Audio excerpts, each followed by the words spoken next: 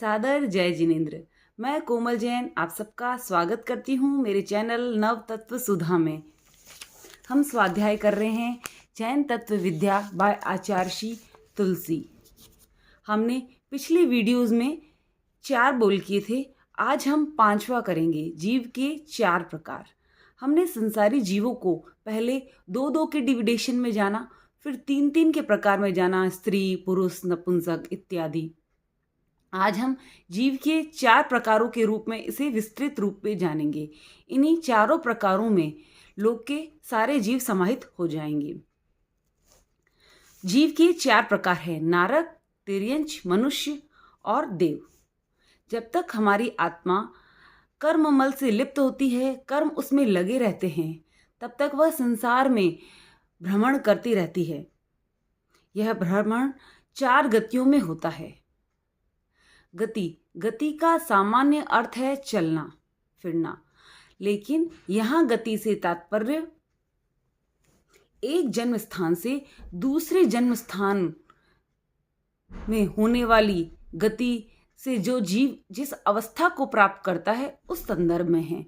जैसे तिर्यंच गति में जाने पर जीव तिर्यंच होगा, मनुष्य गति में जाने पर जीव मनुष्य होगा। इस प्रकार इस यात्रा के 4 पड़ाव हैं, नारक, तिर्यंच और मनुष्य और देव। 25 बोल के अंदर जो पहला बोल है गति 4, वह यही है। अगर हमें गति 4 को समझना है 25 बोल के अंदर, तो भी आप ये वीडियो देख सकते हैं। तो चलिए शुरुआत करते हैं। अगर आपको शीट अच्छे से नहीं दिखाई देती है तो आप इसे जूम करके देख सकते हैं। और मेरा सजेशन रहेगा, आप जब भी पढ़ाई करें नोट्स बनाएं और साथ में उनको चार्ट के माध्यम से पढ़ें, तो आपको बहुत ज़्यादा अच्छे से समझ में आएगा।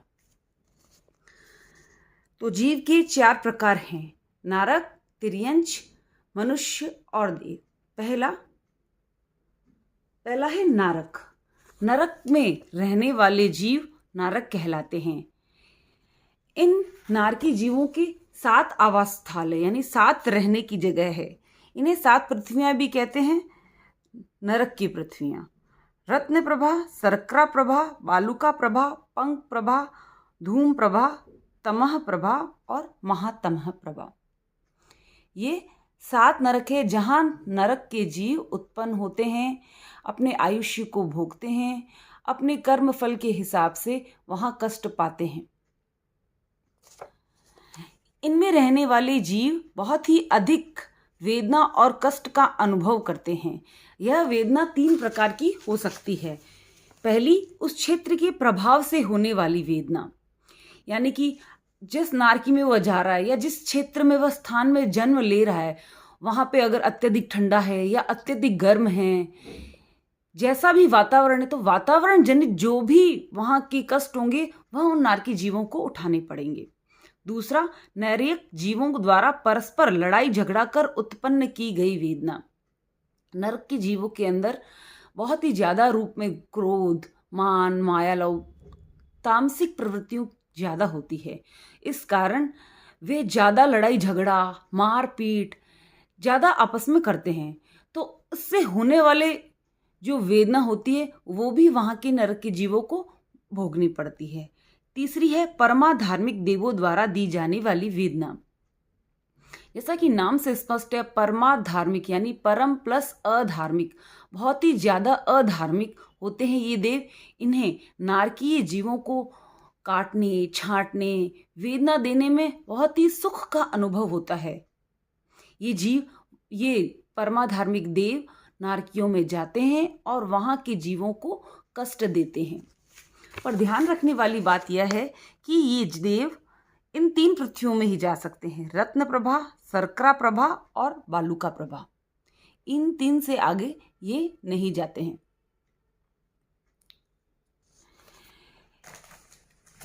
इन 3 के बाद ये जो बची हुई 4 पृथ्वियां हैं, यहाँ 2 प्रकार की वेदना होती है। परमाधार्मिक देवों द्वारा दी जाने वाली वेदना इसमें नहीं होती है। इन नरक भूमियों में किन जीवों को जाना पड़ता है या किन कारणों से जीव नरक में जाता है, तो उसके 4 प्रकार हैं। पहला, महाआरंभ। जो भी हम यज्ञ होम या कुछ भी करते हैं, आरंभ समारंभ जिसको हम कहते हैं, वो बहुत ही विस्तृत रूप में हो, जिसमें बहुत ज्यादा जीवों की हिंसा हो, पृथ्वी काय, अपकाय आदि सारे जीवों का हनन बहुत ज्यादा, बहुत ही अधिक मात्रा में हो गया महाआरंभ। एक हुआ आरंभ, एक हुआ महाआरंभ। महाआरंभ के कारण जीव नारकी में जन्म लेता है। दूसरा, महापरिग्रह।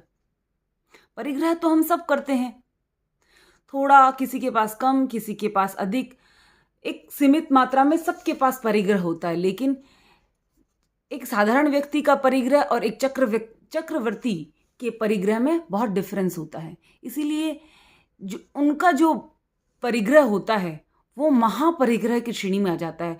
आवश्यकता से कहीं अधिक, अधिक से भी अधिक परिग्रह, तो वो महापरिग्रह। फिर तीसरा, पंचेंद्रियवध। 5 इंद्रिय वाले जीवों की हत्या के कारण नरक में जाने वाले कर्मों का बंध हो जाता है। अगर हम करते हैं और उसका प्रायश्चित भी नहीं लेते हैं और जितनी हमारी भावना होती है उस बंधन को करने में, उस हिसाब से हमें नरक की श्रेणी प्राप्त होती है। अगर कम अल्प हो तो प्रथम, और उत्तरोत्तर बढ़ती जाए तो अंत तक हम 7वीं नारकी तक जा सकते हैं। चौथा, मांसाहार। मांसाहार यानी कि जीव जंतुओं का मांस खाना। मांसाहार से भी जीव नरक की गामी क्रूर कर्मों का बंध कर लेता है। आप सबने श्रेणिक राजा की कहानी तो सुनी होगी, जिसमें वह किसी जन्म के अंदर एक काचर, यानी कि जो कि एक वनस्पति या फिर एक फल था, फ्रूट था, उसको एक ही बार में उसका छिलका उन्होंने उतारा और वो बहुत ही ज्यादा खुश हुए। उनके भाव ऐसे थे कि उनके उसी समय 7 नरक के कर्म बंधन हो गए, उसके कारण वे 7वीं नरक में पैदा हुए। तो हमें इनके कारणों को ध्यान में रखना चाहिए, जिससे जब भी हम कोई भी क्रूर कार्य करें तो हमारा हृदय प्रकंपित हो और हम उस काम को करने से बचें। हमें यह स्मृति होनी चाहिए कि इन कारणों के कारण हमारा जीव भी नरक में जा सकता है। तो ये हो गया नरक। दूसरा प्रकार है, दूसरी गति है तिर्यंच गति। जैसे मैंने नरक का बताया कि नरक के जीव इन 7 पृथ्वियों में रहते हैं, पर तिर्यंच के जीव के लिए कोई विशेष स्थान नहीं है। तिर्यंच के जीव पूरे लोक में, नीचे के लोक, मध्य लोक और ऊपर के लोक, पूरे लोक में तिर्यंच के जीव समाहित हैं। जिन जीवों के तिर्यंच गति नाम कर्म का उदय होता है वे जीव तिर्यंच कहलाते हैं। इस गति में रहने वाले जीव संख्या में सबसे अधिक है, यानी कि नरक के जीव, मनुष्य की जीव, देवगति की जीव, सबसे ज्यादा संख्या तिर्यंच गति के जीवों की है। अब इनमें कौन कौन आता है? एकेंद्रिय, द्विंद्रिय, त्रिइंद्रिय और चतुरिंद्रिय। ये निश्चित रूप से चारों तिर्यंच के जीव हैं। फिर पंचेंद्रिय। पंचेंद्रिय में कौन? पशु पक्षी तिर्यंच में आ जाते हैं।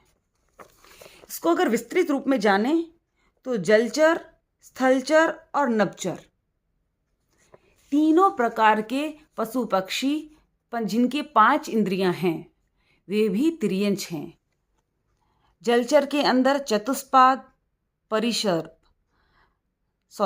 स्थलचर के अंदर चतुष्पाद, परिसर्प, जलचर के अंदर मछली, कछुआ इत्यादि, नभचर के अंदर चर्म पक्षी, रोम पक्षी, समुद्र पक्षी और वितत पक्षी। ये चारों प्रकार के भी तिर्यंच में। चतुष्पाद के अंदर भी एक खुर वाले, द्विखुर, गंडीपद, सनखपद, और परिसर्प के अंदर भी भुज परिसर्प और उर परिसर्प। ये सारे जीव तिर्यंच श्रेणी के हैं, तिर्यंच गति के हैं।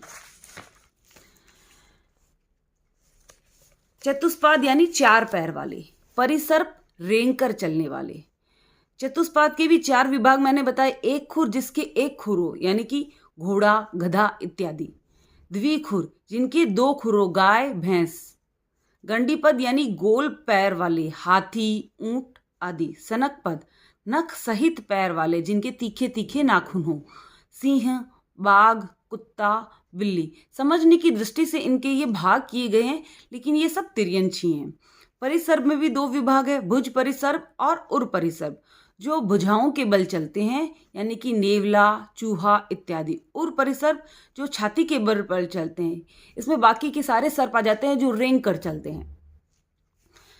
नभचर यानी आकाश में विचरने वाले जीव, इनके भी 4 भेद बताए मैंने। चर्म पक्षी, चर्म के परों वाले यानी चमगादड़ इत्यादि, जिनके पर यानी कि पंख चर्म चमड़ी के होते हैं। दूसरा रोम पक्षी, हंस, चकवा इत्यादि। तीसरा समुद्र पक्षी, इनके पंख सदा अविकसित रहते हैं और डिब्बे के आकार सदृश इनके पंख सदा ढके रहते हैं। ये पक्षी मनुष्य क्षेत्र से सदा बाहर ही होते हैं, लेकिन मनुष्य क्षेत्र से बाहर है फिर भी तिर्यंच के अंदर तो आते ही हैं। वितत पक्षी, जिन पक्षियों के पंख सदा खुले या विस्तृत रहते हैं उनको वितत पक्षी कहते हैं।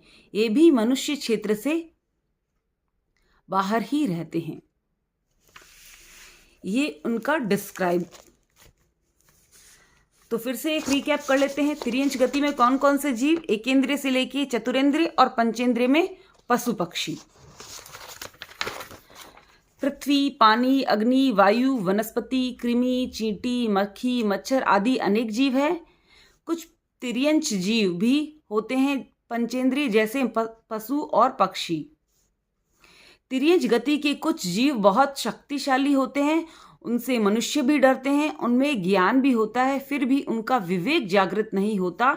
इस दृष्टि से तिर्यंच गति को अप्रशस्त गति माना गया है। अप्रशस्त का अर्थ यहाँ पे यानी कि तिर्यंच गति के जीव, कुछ जीव होते हैं जो जिन्हें जाति स्मृति ज्ञान होने पर वे व्रत भी धारण कर सकते हैं, श्रावक बन सकते हैं, त्याग प्रत्याख्यान भी कर सकते हैं, लेकिन उनका चेतना का जो जागरण है वो इतना नहीं होता कि वे केवल ज्ञान प्राप्त करके मोक्ष चले जाए। इसलिए तिर्यंच गति को अप्रशस्त गति कहा गया है, मोक्ष में जाने के हेतु के रूप में, यानी कि इससे मोक्ष में नहीं जाया जा सकता, इसलिए यह अप्रशस्त गति है। तो हमने जीव के 2 प्रकार जाने, नरक व तिर्यंच। इसी वीडियो के सेकंड पार्ट के अंदर मैं आपको मनुष्य गति और देव गति को समझाऊंगी, तो आप उसको भी जरूर देखें ताकि आपको पहला बोल गति 4 और कालू तत्व शतक का 5वां बोल जीव के 4 प्रकार पूरी तरह से अच्छी तरह से समझ में आए। अगर आपको मेरा वीडियो पसंद आया हो तो इसे लाइक कीजिए, शेयर कीजिए और मेरे चैनल को सब्सक्राइब कीजिए ताकि आपको तत्व ज्ञान के और भी अच्छे अच्छे वीडियोस, जानकारी आपको मिलती रहे। ओम अरहम।